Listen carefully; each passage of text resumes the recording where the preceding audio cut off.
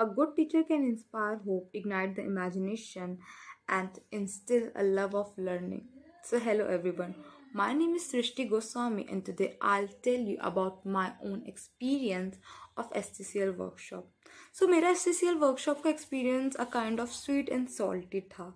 तो पहले मुझे एंड इवन पूरी क्लास को लगता था कि STCL और थिएटर एक ही चीज़ है.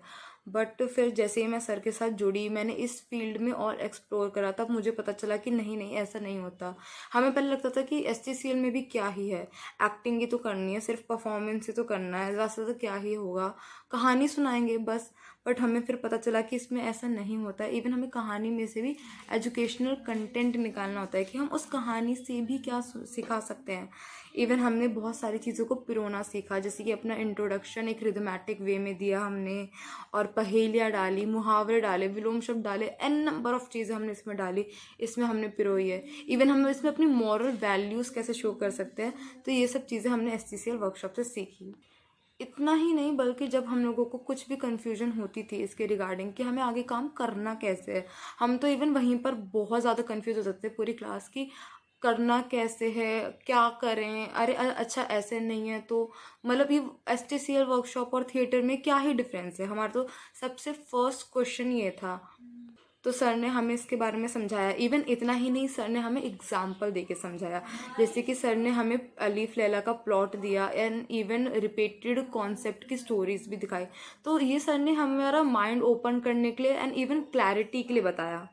तो ऐसे करके हम सबको बहुत क्लैरिटी मिली and the difference between STCL and theatre. Even हमें ये भी पता चला एट द एंड कि theatre is a part of STCL.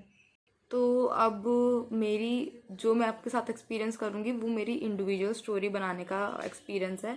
तो लिटरली हमें बहुत हार्ड वर्क करना पड़ा एंड बहुत सारे इश्यूज आए मेरे सामने बहुत सारे इश्यूज आए, प्रॉब्लम्स आए कि स्टोरी को लिंक कैसे करना है, ऑब्जेक्ट्स को लिंक कैसे करना है, अच्छा किस्सों के अंदर किस्से कैसे डालने हैं, और कॉन्सेप्ट्स, इंपॉर्टेंट कॉन्सेप्ट्स कैसे लेने हैं, इन सबको चूज़ करने में बहुत इश्यूज आते थे. But with the help of sir और मैम मैंने इन सब चीज़ों को ओवरकम करा. इवन एक बात मैं और शेयर करना चाहूँगी कि कोई भी कहानी बनाना एक रात का काम नहीं होता है. जैसे कि मैं पहले सोचती थी कि एक कहानी ही तो है, इसमें कितना ही टाइम लगेगा, क्या ही होगा. बट फिर मुझे पता चला कि उस एक कहानी के पीछे आपका हार्ड वर्क लगता है, इवन आपका टाइम लगता है. तो वो एक कहानी बनाना बहुत इम्पॉर्टेंट होता है, बहुत ही महत्वपूर्ण होता है. इवन इतना ही नहीं, मैंने जो नोटिस करा है खुद सर और मैम का, कि वो बहुत ज़्यादा ना फोकस्ड रहते थे या सब बहुत ज़्यादा ख्याल रखते थे टेक्निकल इश्यूज़ को लेकर, कि स्टोरी में किसी भी तरह से टेक्निकल इश्यूज़ ना आए. तो ये थे मेरे कुछ पॉजिटिव और नेगेटिव व्यू पॉइंट्स जो मैंने आप लोगों के सामने एक्सप्रेस करे.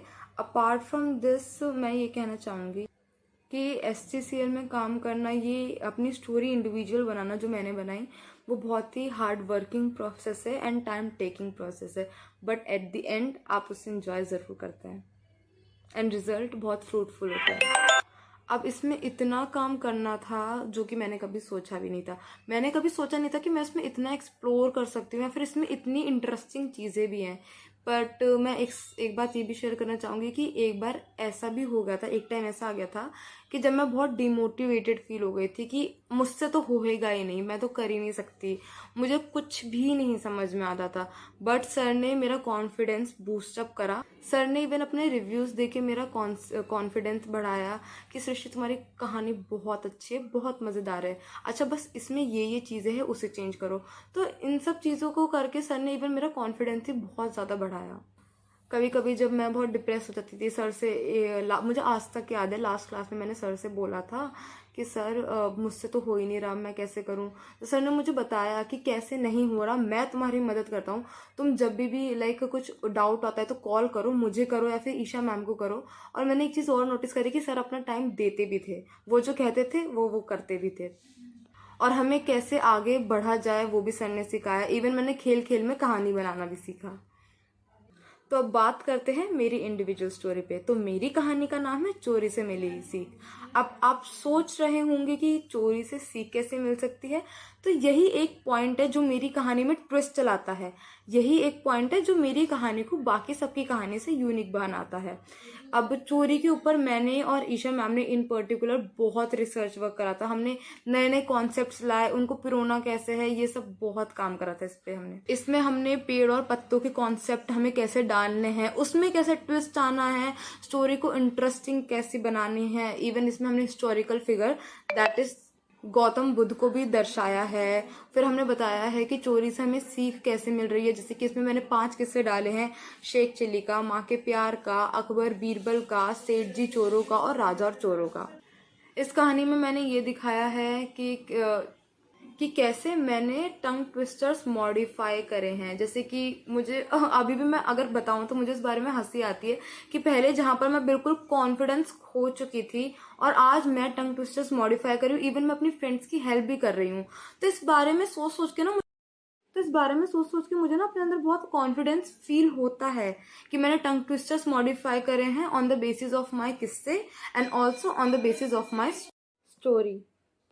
इवन मेरी स्टोरी में जैसे कि हम ये देख सकते हैं कि मधु और उसके भाई को बुरी लत लग जाती है चोरी करने की। फिर उसके चाचा जी जब बच्चों को देखते हैं कि बच्चे बुरी संगत में जा रहे हैं तो उनको गौतम बुद्ध के आश्रम में छोड़ देते हैं। फिर गौतम बुद्ध उन बच्चों की यह आदत छुड़वाने के लिए उनको किस्सा सुनाते हैं, उनको ज्ञान देते हैं एक पेड़ के नीचे। और वह कोई ऐसा वैसा पेड़ नहीं बल्कि चोरों का रहस्यमय पेड़ होता है। एंड उस पेड़ के पत्तों के अंदर होते हैं चोरों के किस्से, और उस पेड़ के नीचे कुछ वस्तुएं होती हैं जो चोर चोरी करते वक्त उसी पेड़ के नीचे छोड़ देते हैं। वह पेड़ उन पत्तों को बोलता है कि हम इन लोगों को कोई किस्सा नहीं सुनाएंगे, पर उन पत्तों को लगता है कि नहीं, अब बस बहुत हो गया। उनका रंग पीला पड़ रहा है उस पेड़ की वजह से, तो वो सारे किस्से चोरों के उगल देते हैं। एंड इसमें ट्विस्ट की बात यह है कि जैसे वो कोई भी पत्ता चोरों का किस्सा सुनाता है तो वो हरा रंग का हो जाता है कि है देख। तो पेड़ को भी बहुत खुशी होती है और उसको पछतावा होता है कि वो जो करता था वो गलत करता था, वो चोरों के राज छुपा के बहुत गलत करता था। ऐसा करके बच्चों को नए नए किस्से सुनने के लिए मिलते हैं। अंत में जाते जाते हम यह देखते हैं कि मधु और उसके भाई को बहुत पछतावा होता है और वह ये सोच लेते हैं कि चोरी करना और चोर की मदद करना दोनों ही गलत बात है। सच को छिपा नहीं सकते और चोर ज़्यादा देर तक छुप नहीं सकता। यह देख पेड़ को भी यह समझ आ जाती है। और अंत में मधु का भाई बहुत खुश होकर बोलता है कि बुरे काम का बुरा नतीजा क्यों भाई चाचा, हाँ भतीजा। तो ये थे मेरी स्टोरी के कुछ पॉइंट्स। तो मैं आपको अपने कुछ पर्सनल एक्सपीरियंस एक शेयर करना चाहूँगी कि स्टोरी को बनाने में मैम और सर ने मेरे साथ बहुत मेहनत करी है। मैंने खुद देखा है कि मैम और सर बहुत हम लोग दिन रात लगे रहते थे स्टोरी को बनाने में, सो दैट इसमें कोई टेक्निकल इश्यूज़ ना हो, कोई लिंकेज की प्रॉब्लम ना हो। और उन लोगों ने अपना टाइम बहुत दिया स्टोरी को और इस स्टोरी पर बहुत फोकस भी करा है, सो दैट ये स्टोरी बहुत इंटरेस्टिंग और मज़ेदार हो सके। एक चीज़ और जो मैंने सीखी वो ये था story writing and story telling. और स्टोरी टेलिंग में भी इन पर्टिकुलर कि हम अपनी बॉडी लैंग्वेज को कैसे यूज़ कर सकते हैं अपने आप को एक्सप्रेस करने के लिए। तो ये थे मेरे कुछ पॉइंट्स जो मैंने सीखे और इन सब चीज़ों से मैंने खुद अपने अंदर इम्प्रूवमेंट देखी है, अपने अंदर स्किल्स डेवलप होते हुए देखे हैं।